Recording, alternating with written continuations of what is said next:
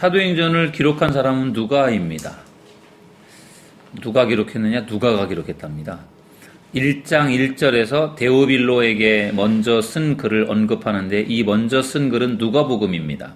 누가 의사인데 누가가 누가복음을 먼저 썼고요. 그리고 사도행전을 썼습니다. 누가복음과 사도행전이 이렇게 연결이 됩니다. 누가라고 하는 사람은 수리아 안디옥 출신으로 아마도 이방인이었을 것이다. 그래서 우리가 누가복음 공부할 때 봤고요. 누가는 바울의 2차, 3차 전도 여행에 동행했고 로마로 갈 때도 같이 있었다. 그러니까 사도 바울과 오랜 시간을 같이 있었고요. 사도 바울을 통해서 들은 내용들이 결국은 이 사도행전의 근거가 되는 것이죠. 직접적으로 다 경험을 못했지만 사도 바울을 통해서 전도 여행에 대한 부분들 다 들었습니다. 그래서 그것이 이제 누가를 통해서 사도행전으로 기록이 된 것입니다. 사도행전의 우리라고 하는 부분은 누가가 바울과 동행하고 있었다는 증거이다. 이 부분은 누가가 일기에 기록해 두었던 부분이거나 누가 자신의 기억에서 나온 말일 것이다. 사도 바울에게 들었던 내용들을 기록해 두었을 것이고 또 기억했던 것이고 그런 것들이 이제 사도행전으로 이렇게 만들어진 것이죠. 바울은 누가를 사랑을 받는 의사 누가라고 불렀다. 의사였습니다. 그 다음에 127페이지 언제 기록되었는가 하면 주후 62년 혹은 63년입니다. 사도행전은 바울이 2년간 로마 감옥에 갇혀 있던 때 누가가 기록한 것으로 추정된다. 사도행전에는 네로의 치하의 박해라든지 바울의 죽음 또 예루살렘의 멸망 이런 것들에 대한 암시가 없습니다. 그렇기 때문에 이것 전이다라고 보는 거죠. 그래서 62년이나 63년이고 누가복음은 58년부터 63년 사이로 되어 있습니다. 그러니까 누가복음을 먼저 쓴 거고 그리고 이제 그 이어서 이제 사도행전을 썼다 그렇게 보시면 되겠습니다. 다루어지는 내용을 보면 사도행전의 내용은 거의 30년 동안에 일어난 사건들을 기록하고 있습니다. 그래서 1장부터 7장까지 사도행전의 말씀은 한 2년 정도의 기간을 다루고 있고요. 8장에서부터 12장까지는 13년 정도의 시간이 다뤄지고 있고 13장부터 마지막 28장까지는 14년 동안의 그런 역사들입니다. 그래서 예수님께서 죽으시고 또 승천하신 이후로부터 시작해서 이제 로마 바울의 전도 여행 그런 부분들에 이르기까지 한 30년 정도의 사건들이 기록되어 있고요. 주 33년에 일어난 예수 그리스도의 승천에서 시작해서 주 62년에 끝난 바울의 2년간의 로마 투어로 사도행전이 끝나게 된다. 어디서 기록되었는가? 어디를 배경으로 하고 있는가? 지리적 배경을 보면 예루살렘과 유대와 사마리아와 땅끝까지 이렇게 점점점 확장되어지는 모습입니다. 예루살렘에서 시작되어져서 그 다음에 복음이 사마리아까지 갔다가 이제 땅끝까지 간 거죠. 그러면 이제 128페이지에서 사도행전은 무엇을 다루고 있는가 주제입니다. 첫째는 교회입니다. 사도 바울은 교회가 어떻게 시작이 되었는지에 대해서 말씀하고 있습니다. 그래서 예수님께서는 내가 내 교회를 세우겠다라고 그렇게 분명하게 말씀하셨습니다. 사도행전은 하나님의 교회가 어떻게 시작되어서 확장되고 확산되는지를 보여줍니다. 우리 왼쪽에 있는 마태복음 16장 18절 말씀 같이 읽어보시죠. 또 내가 내게 이르노니 너는 베드로라. 내가 이 반석 위에 내 교회를 세우리니 음부의 권세가 이기지 못하리라. 아멘. 유명한 말씀이죠. 베드로가 신앙 고백했을 때 예수님께서 주셨던 말씀이죠. 이 반석 위에 내 교회를 세우겠다. 베드로의 신앙 고백 위에 교회를 세우겠다. 교회가 세워지는 모습들이 나와 있어요. 하나님의 이야기는 새로운 종류의 공동체를 창조하는 데 중심을 두고 있다. 여기 밑줄 친 곳에 공동체. 하나님의 이야기는 새로운 종류의 공동체를 창조하는 데 중심을 두고 있다. 그래서 교회죠. 새로운 종류의 공동체를 만들어가는, 교회가 만들어져가는 그런 내용들이 이제 사도행전에 나와 있고요. 그 다음에 첫 번째 주제가 교회라면 두 번째 주제는 증인입니다. 증인. 사도들이 가는 곳마다 긴장감이 조성되며 소동이 일어나고 교회들이 막 생겨나기 시작합니다. 대부분이 무식했던 소수의 지도자들이 문명을 궁극적으로 재구성할 세계 선교 운동에 나서게 된다. 재구성. 무력에 의하지 않는 혁명이 진행되는 것이다. 기적을 목격한 보통 사람은 하나님의 말씀에 의해 힘을 얻게 되었다. 베드로는 말했다. 우리는 보고 들은 것을 말하지 아니할 수 없다. 베드로가 예수님의 죽음도 경험했고 부활도 경험했고 승천도 경험했고 또 다시 예수님께서 부활하셔서 예수님 오셨을 때도 만났고 그런 정말 죽음에서 부활하신 예수님을 경험했기 때문에 그것을 내가 말하지 않을 수 없다는 거죠. 아무도 못 말리는, 내가 정말 경험한 것이기 때문에 가서 전할 수밖에 없었던 그러한 식으로 해서 교회가 세워지게 되고 부흥하게 된 거죠. 그 다음에 그 밑에 보시면요, 맨 밑에 박스에 보시면 하나님께서 천사를 감옥에 보내 사도들을 풀어준 목적은 가서 성전에 서서 이 생명의 말씀을 남김없이 백성에게 전하게 하려는 것이었다. 우리가 이 세상에 사는 목적은 하나님을 경험하거나 편하고 축복된 삶을 누리기 위해서가 아니다. 그게 하나님의 목적이라면 우리가 죄를 용서받는 순간 우리를 천국으로 데려가 하나님 가족 명단에 올려주셨을 것이다. 천국으로 즉시 데려가지 않고 이 세상에 남겨주는 이유는 우리가 이 세상에서 증인으로서의 삶을 살아가는 거죠. 아직도 주님을 모르는 사람들에게 복음을 전하는 그 역할이 우리에게 중요한 역할이기 때문에 우리가 이 세상에서 사는 목적이 그거라는 거죠. 하나님의 나라에 빨리 가는 게 아니라 이 세상에 우리가 살아있는 목적은 증인으로서 예수님을 전하는 역할, 아직도 예수님을 모르는 사람들에게 복음을 전하는 역할, 그것이 우리에게 중요한 사명이고 인생의 목적이기 때문에 주님은 그것을 위해서 우리를 이 땅에 남겨놓으신다는 거죠. 얼마나 증인으로서의 삶을 사는 게 중요하냐. 예수님이 승천하시면서 오직 성령이 너에게 임하시면 너희가 권능을 받고 예루살렘과 온 유대와 사마리아 땅끝까지 이르러 내 증인이 되라 이렇게 말씀하셨잖아요. 그러니까 증인이 되라는 것이 중요한 예수님의 명령이죠. 그 다음에 129페이지 보시면 사도행전에 나타나는 예수 그리스도입니다. 사도행전에 나타나는 예수 그리스도는 부활하신 그리스도예요. 그래서 부활하신 그리스도는 사도행전에서 설교와 변호의 중심 주제입니다.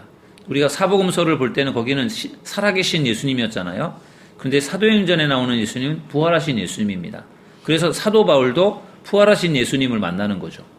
핵심 구절은 사도행전 1장 8절. 다 같이 읽어보실까요?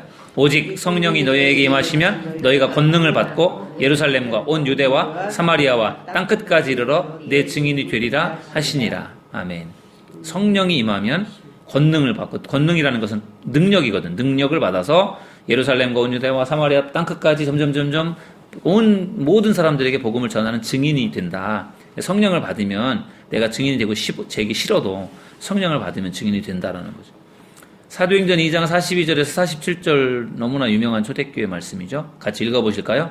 그들이 사도의 가르침을 받아 서로 교제하고 떡을 떼며 오로지 기도하기를 힘쓰니라. 사람마다 두려워하는데 사도들로 말미암아 기사와 표적이 많이 나타나니 믿는 사람이 다 함께 있어 서로 모든 물건을 서로 통용하고 또 재산과 소유를 팔아 각 사람의 필요를 따라 나눠주며 날마다 마음을 같이하여 성전에 모이기를 힘쓰고 집에서 떡을 떼며 기쁨과 순전한 마음으로 음식을 먹고 하나님을 찬미하며 또 온 백성에게 칭송을 받으니 주께서 구원받는 사람을 날마다 더하게 하시니라. 아멘. 맨 끝에 주께서 구원받는 사람을 날마다 더하게 하시니라.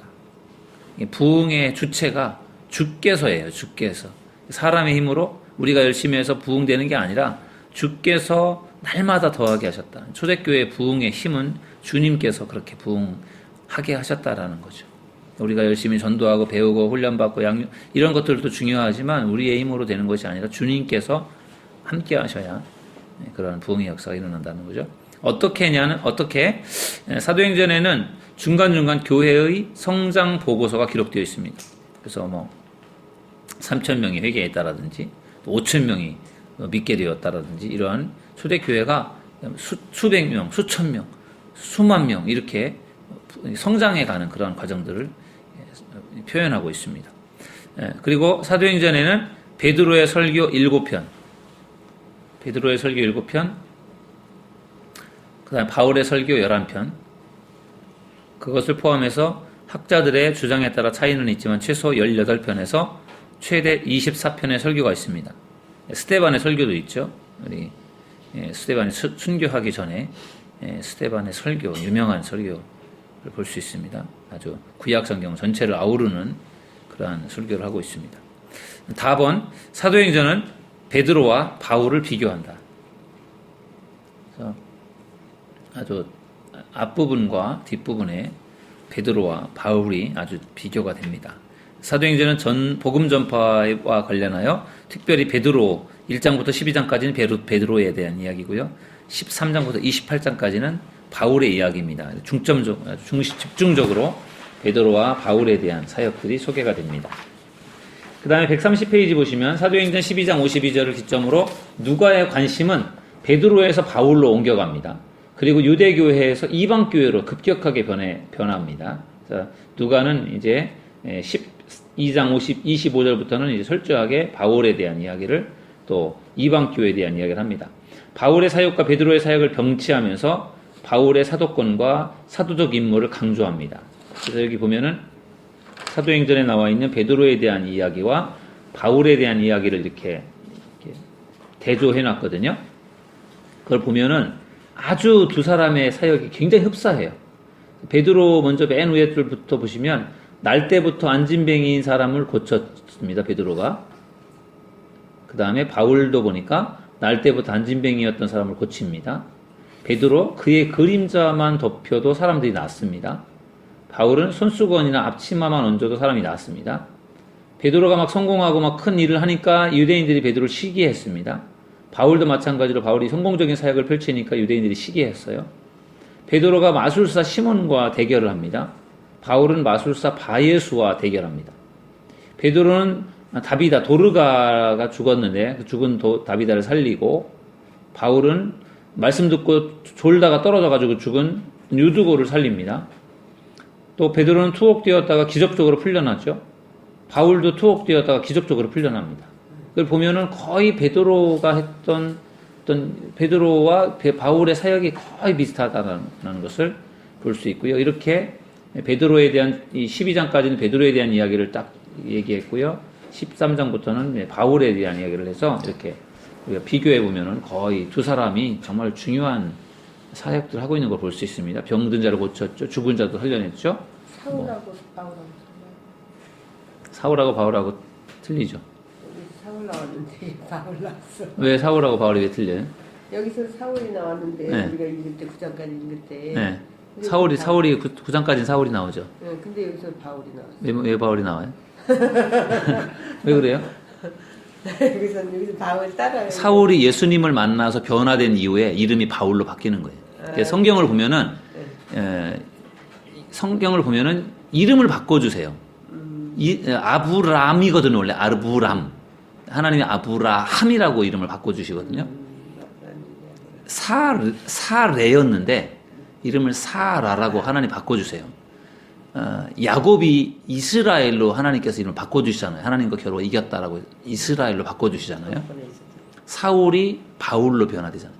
이게 어찌 보면은 이 캐톨릭에서 세례 받을 때 영세를 하면서 세례명을 주잖아요.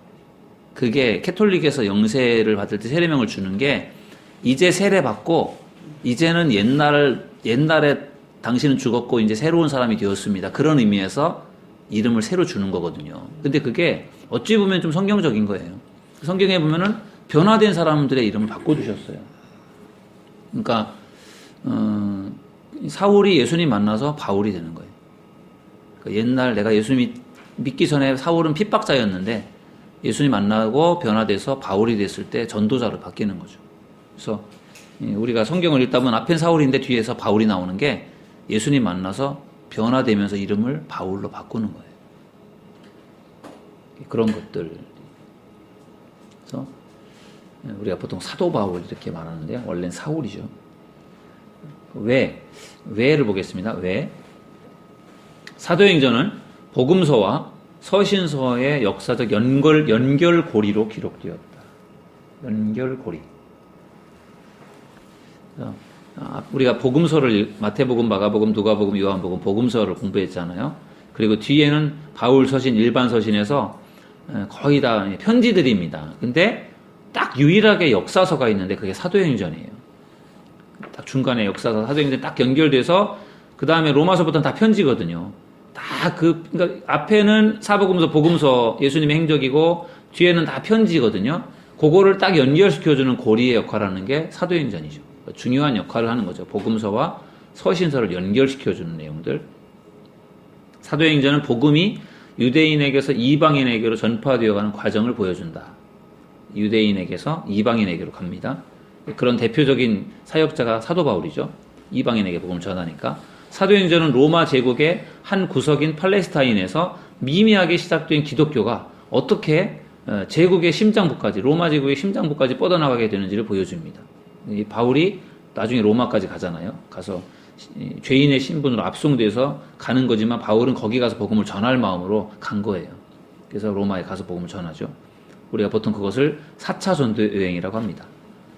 사도행전은 서신서들의 배경사 역할을 합니다. 그러니까 서신서들의 어떤 배경을 이루는 그러한, 왜냐하면 사도행전 속에 다 나와 있거든요. 바울의 행적들이 다 나와 있고, 바울이 계속해서 전도 여행을 하면서 또 옥에 갇혀 있으면서 그 자기가 개척했던 교회들에게 보낸 편지가 다 서신서예요. 로마 교회에 보낸 편지, 고린도 교회에 보낸 편지, 디모데에게 보낸 편지. 이게 그러니까 사도행전까지가 이렇게 다 그 역사이고, 그 뒤에 있는 편지들은 사도행전에 바울이 사역하는데 그 중간중간에 보낸 편지들, 그렇게 보시면 되죠. 그러니까 서신서들의 배경의 역할을 하고 있다는 것이고요. 사도행전이 없었다면 서신서들을 이해한다라고 하는 것은 아주 어려운 과정이었을 것이다. 사도행전에 바울이 계속해서 복음을 전하면서 전도 여행 다니면서 교회를 세우고, 빌립보 교회 세우고, 고린도 교회 세우고, 또 골로새, 디모데,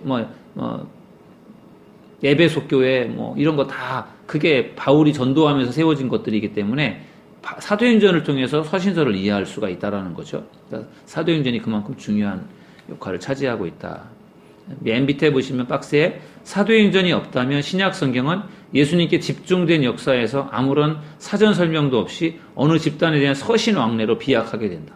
그죠? 사도행전이 있으니까 바울이 전도여행 다니면서 교회를 세우고, 그리고 또 다른 곳에 가 교회가 세우고, 이렇게 하는 것이 계속해서 교회가 세워졌고, 그런 교회들마다 문제가 있을 때 바울이 편지를 보내주고 이렇게 했다라는 것이 연결이 될 수 있는데, 만약에 사도행전이 없었다면은 이제 뭔가 예수님의 행적에서 편지로 이렇게 좀 연결이 잘 안 될 수 있을 텐데, 그런 면에서는 이제 사도행전이 중요한 역할을 하고 있다, 그런 것이고요. 131페이지 보시면 사도행전은 교회의 초기 역사를 선명하게 보여주기 위해 기록됐습니다. 어떻게 교회가 생겨났는지, 사도행전은 실제로 사도들의 행적을 기록한 것이 아니라 그들 속에서 역사하신 성령의 행적을 기록한 책이다. 사도들의 행적이 아니라 성령의 행적, 성령께서 어떻게 역사하셨는지를 기록하고 있고요. 그래서 성령 행전이라고 합니다. 사도행전은 교회와 신앙을 비판하는 자들에게 대해 기독교를 변호하기 위해 기록되었다. 사도행전은 기독교의 교리나 관습으로 인해 기독교를 적대시하던 로마 관리들을 언급하면서 교회와 로마 제국의 관계에 대해서 자주 지적합니다. 사도행전에서 누가는 로마의 사법 절차에 대해서 아주 상세하게 기록하고 있다. 때문에 어떤 학자들은 사도행전이 본래는 바울을 변호하기 위한 변론서로 쓰여진 것이 아닌가 추측하기도 합니다. 누가는 바울이 정치적인 야심이 전혀 없었으며 로마의 법이 허용하는 한도 내에서 일했을 뿐이다 라고 기록하고 있고요. 사도행전은 매우 적대적이던 이방 종교의 분위기 속에서 생존하기 위해 힘쓰던 초대 기독교인들에게 강력한 방어벽이 되었을 것이다.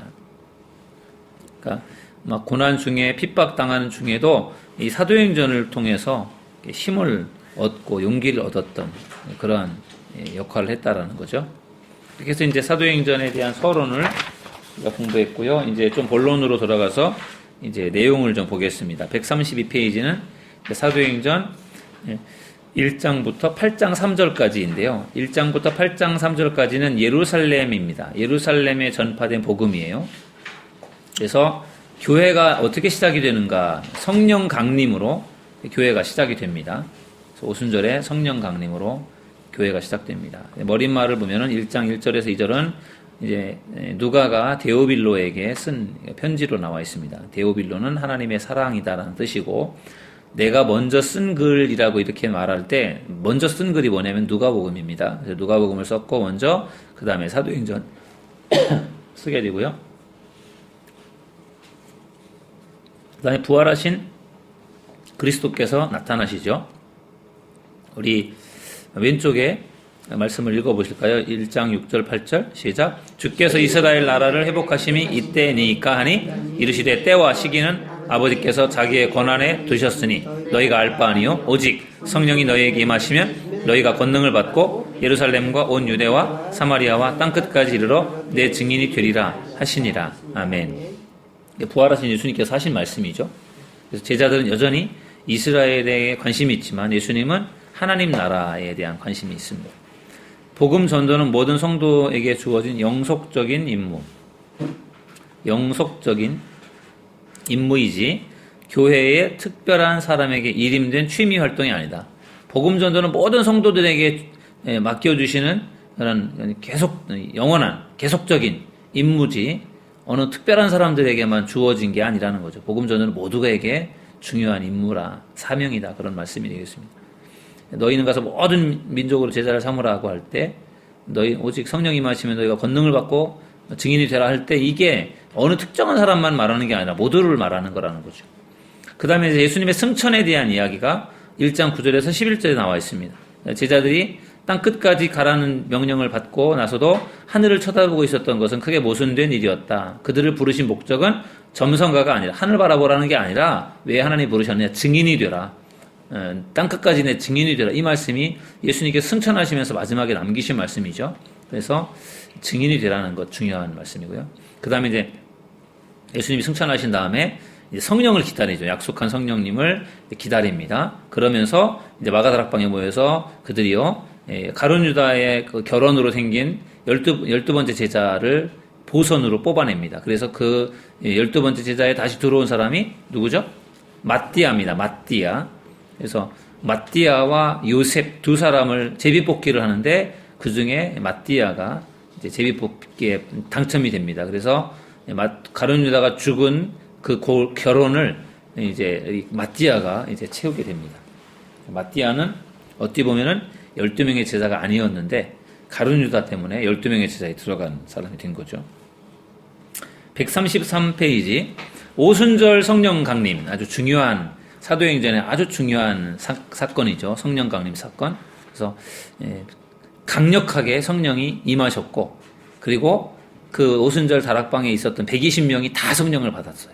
그러니까 그 성령 임하는 그 현장에 있었던 모든 사람들이 성령을 받았는데, 예수님께서 약속하셨던 성령님 보내주셨고, 성령님은 부활의 첫 열매 후 6월절입니다. 6월절 예수님 6월절에 돌아가셨거든요. 그리고 나서 50일이 지났을 때, 그래서 오순절입니다. 50일이 지났을 때 그때 이제 임하였고요.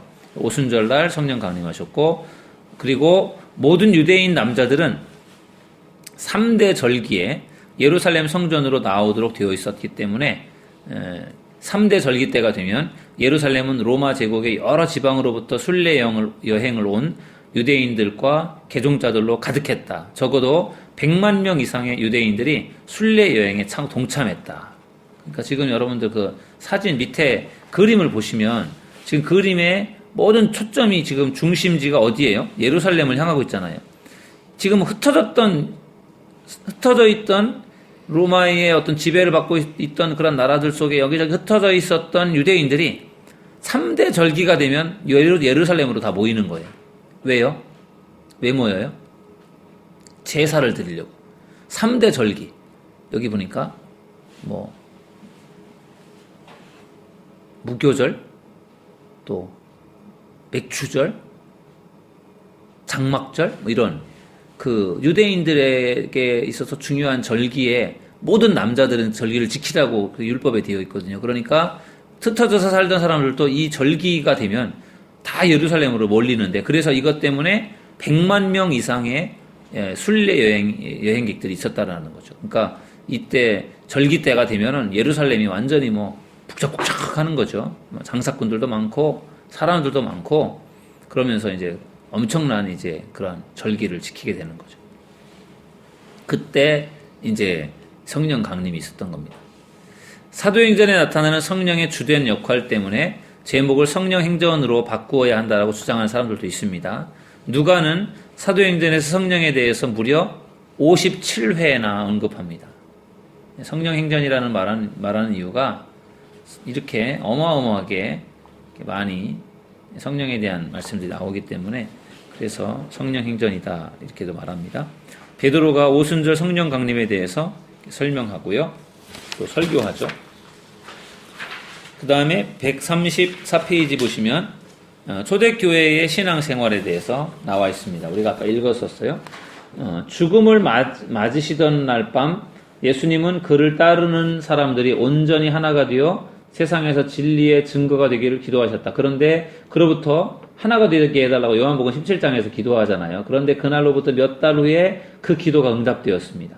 초대 그리스도인들은 서로 돕고 공동체로 생활하면서 믿지 않는 사람들에게 예수에 관하여 열심히 전도하는 균형 잡힌 삶을 잘 이루어낸 사람들이다. 이들은 지나친 내부적 결속으로 고립되지도 않으며 다른 사람들에 대한 보살핌을 등한히 하면서 복음 전도에만 집중하지도 않았다. 그러니까 공동체 생활을 했고, 또 전도도 했고, 또 하나가 되기 위해 노력했고, 어떤 나름대로 공동체 생활하면서 그들이 하나가 되기 위해서 끊임없이 노력했다는 것이고요. 그 다음에 교회의 성장 3장에서 4장을 보면요, 교회가 성장되면서 복음이 막 퍼져나갑니다. 베드로가 안진뱅이를 일으키고, 또 베드로가 설교할 때, 솔로몬 행각에 설교할 때 막 사람들이 엄청나게 3,000명 회개하고 세례받게 되고, 그러면서 그것 때문에 또 베드로와 요한이 붙잡힙니다. 또 베드로가 산헤드린 공회에서 신문을 받는 상황에서 거기서 막 복음을 전합니다. 뭐라고 복음을 전했느냐? 여러분 바로 옆에 성경구절 옆에서 아래쪽에 4장 12절 있습니다. 한번 읽어보시죠. 시작. 다른 이로서는 구원을 받을 수 없나니 천하 사람 중에 구원을 받을 만한 다른 이름을 우리에게 주신 일이 없음이라 하였더라. 아멘. 이게 베드로가 그 공회에서, 산헤드린 공회에서 신문을 받는 중에 복음을 전하고 있는 것입니다. 다른 이로서는 절대로 구원받을 수 없고, 누구에게도 구원받을 만한 이름을 주시지 않았다. 예수님을 믿어야지 구원받을 수 있다. 그 얘기를 전하고 있는 겁니다. 예수님의 부활을 의심하려 한 적이 있다면 사도행전에 나타난 그의 제자들을 침착하게 살펴보라. 제가 주일날도 부활에 대한 설교했는데요. 여기에서도 비슷한 언급을 하고 있어요. 부활을 의심한다면 제자들을 한번 잘 보라는 거죠. 예를 들어서 베드로를 보라. 그는 예수님이 재판받으실 때 의심을 받지 않기 위해 몸을 숨겼습니다. 그리고 체포당하는 것이 두려워서 예수님을 모른다고 자신을 저주하면서까지도 3번 부인했습니다. 그런데 이 사람이 나라의 최고 종교 지도자들 앞에서 그들을 살인자들이라고 비난한 사람들과 동일한 사람이란 말인가? 어떤 확신이 베드로를 이렇게 담대하게 만들었을까? 예수님을 안다고 하면 자기에게 큰 해가 될까봐 예수님도 모른다고 거짓말을 했던 사람이 어떻게 이렇게 산해드린 공회 앞에서 강하게 예수님을 전할 수도 있냐는 거죠. 어떻게 이렇게 얼마 시간 차이가 없는데 어떻게 이렇게 달라질 수 있었는가? 이것은 베드로가 예수님의 죽음과 부활을 경험했기 때문에 이렇게 완전히 새로운 다른 모습으로 열정적으로 복음을 전했다라는 것으로밖에는 이해가 안 되는 거죠. 어떻게 그렇게 달라질 수 있냐는 거죠. 뭔가 달라질 수밖에 없는 사건이 있었는데 그게 뭐냐? 부활이라는 거죠. 죽음과 부활을 경험한 거죠. 베드로가. 그 다음에 베드로를 핍박하려고 체포하지만 오히려 체포되어 법정에 선 일이 복음 전파의 계기가 되었다. 아이러니가 아닐 수 없다. 인생이란 모두 복음을 전파할 기회일 뿐이다. 어떻게 해서든지 복음을 전하는 것이 중요하고 그렇게 해서 초대교회가 부흥됐고요. 그 다음에 산헤드린이 베드로에게 복음을 전하지 못하도록 위협합니다. 그러니까 베드로가 뭐라고 하느냐? 왼쪽에 이렇게 베드로가 말하죠. 4장 19절 20절 읽어보실까요? 베드로와 요한이 대답하여 이르되 하나님 앞에서 너희의 말을 듣는 것이 하나님의 말씀을 듣는 것보다 옳은가 판단하라. 우리는 보고 들은 것을 말하지 아니할 수 없다 하니. 너희들이 말하지 말라고 해서 우리가 말하지 않는 게 아니다. 우리는 보고 들은 것 말하지 않고는 견딜 수 없다. 그렇게 말을 안 듣는 거죠. 135페이지 보시면 성도들의 찬양과 기도가 있고 초대교회의 유무상통, 서로 나누는 그러한 나눔의 삶을 볼 수 있고요. 그 다음에 이제 5장부터 8장까지는 사탄의 공격이에요. 사탄의 공격은 어제나 오늘이나 변함이 없습니다. 끊임없이 사탄이 공격합니다. 복음이 홍황하는 곳에는 사탄의 공격도 늘어난다. 사탄의 공격은 다차원적으로 밀려온다. 여러 가지 방법으로 끊임없이 공격합니다. 교회의 거룩과 순결을 위협하는 사탄이 하는 일이 교회의 거룩함과 순결함을 공격합니다. 위협합니다. 그래서 아나니아와 삽비라 사건을 보면요, 거짓말이죠. 거짓말을 합니다. 그래서 그 거짓말로 인해서 결국 그들이 죽습니다. 밭을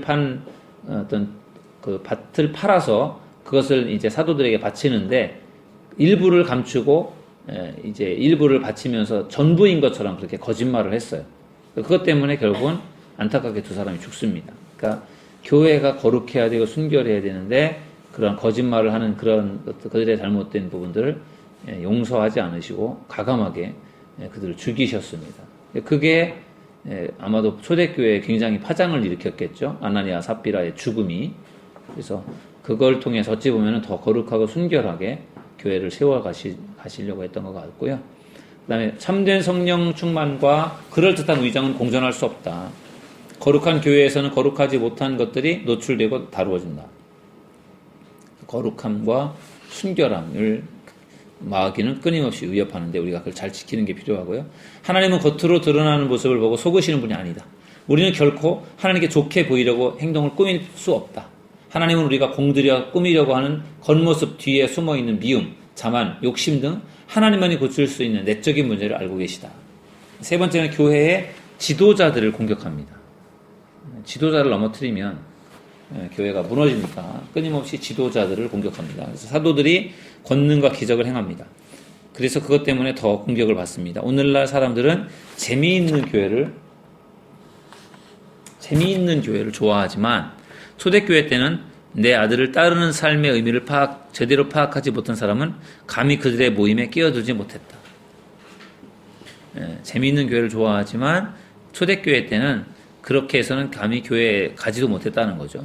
사도들이 핍박을 당하는 내용이 5장 17절부터 42절까지 나옵니다. 그래서 사도들이 기적을 통해 감옥에서 놓이게 되고 또 공회에 전파하고 가말리엘의 충고와 사도들이 매를 맞는 그런 내용들이 나오면서 사탄이 핍박하는 거죠. 공격하는 거고, 그 다음에 교회를 분열시키려고 합니다. 자, 우리 6장에 보면은 이 7 집사를 세우는 과정 속에서 좋은 사람들을 세웠지만 그게 세우는 이유가 이제 사도들이 그것까지 감당하기가 어려우니까 7명의 집사들을 특별하게 뽑아서 그 구제하는 일들을 맡기죠. 그리고 이제 6장 8절부터 7장까지는 스데반의 순교가 나와 있습니다. 그래서 사내들인 공회 앞에 서고 공회 앞에서 복음을 전하고 스데반은 예수님처럼 자신을 죽이는 자들을 위해서 기도하면서 죽어갔습니다. 참 대단하죠. 자기를 죽이는 사람들, 자기에게 돌을 던지는 사람들을 위해서 기도하면서 죽어갔다라는 것이고요. 스데반은 하늘을 우러러 예수님께서 하나님의 우편에서 하나님과 사람 사이에 선지자이자 증인으로 서 계신 것을 보았습니다. 스데반이 하늘이 열리는 것을 보았고 하나님을 보았습니다. 스데반은 예수님을 우주를 다스리는 분이라는 뜻을 지닌 메시아의 칭호, 즉 인자라고 불렀고요. 스데반이 예수님을 본다고 말하자 사내들이는 이것을 신성모독이라고 여겼습니다. 이스라엘에서 이 같은 죄는 돌로 쳐 죽임을 당했습니다. 내가 예수님 봤다. 그렇게 말하니까 신성모독이다. 순교자의 피는 교회의 씨앗이다. 순교자들의 피 위에 교회가 세워진, 민주주의는 피를 먹고 살아난다. 이런 얘기가 있는 것처럼 교회도 순교자들의 피를 통해서 교회가 세워져 갑니다. 아이러니하게도 그리스도인에 대한 박해가 심하면 심할수록 교회는 더 성장해 왔다. 박해 속에서 오히려 포기하는 것이 아니라 더 열심히 복음을 전합니다. 그래서 저쪽 소아시아 쪽에 가면 갑바도키아라고 하는 그러한 지역에 가면요, 굴을 파고 그곳에서 예배드리는 장소도 있었고요. 또 지하 동굴을 만들어 놓고 지하 도시를 건설해 놓고 그 속에서 복음을 신앙을 지켰던 그런 모습들을 볼 수가 있습니다. 그래서 핍박 속에서 포기하지 않고 끊임없이 복음을 전했던 것을 볼 수 있고요. 그 다음에 여섯 번째는 사울이 교회를 핍박하는 장면이죠. 8장 1절에서 3절 말씀을 보면 교회를 핍박하는 것은 마치 핵을 분열시키는 것과 같다. 신성한 에너지가 기적의 능력을 가지고 엄청난 양으로 방출된다. 그래서 마치 핵을 분열시키는 것처럼 강력하게 오히려 더 흩어져 버린다. 그런 뜻이 되겠고요. 137페이지.